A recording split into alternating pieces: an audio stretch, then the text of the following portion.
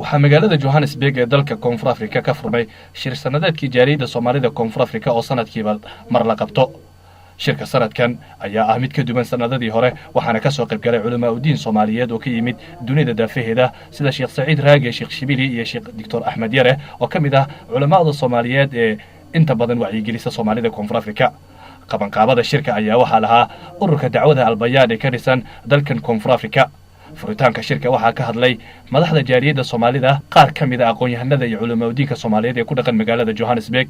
shirka intuu socday waxaa hadallo ka jeediyey qasuulka safiirka safaarada Soomaalida ee dalkan Koonfur Afrika Maxamed Cali Mire oo ka mid ahaa dadkii ka soo qayb galay furitaanka xalfadda. waxaan ka warqaynaa u mahadnaqo culimada hawshan baaxaddan 24 saac meelada taagan inay noo abaabulaan ayaga oo aan diinta naga xigin waxna gooniya ay leeyihiin aysan jirin. waxaan leenahay in Ilaahay ajri xasanaad ka siiyo waana wax kaliya oo dad badan oo Soomaaliya maanta ay badbaado u tahay waa hantidii ummadda Soomaaliyeed inta kaliya ee inta dhaxal la soo baxday.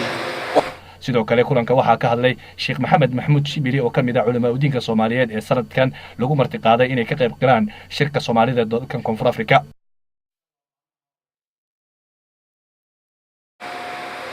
فالفورمال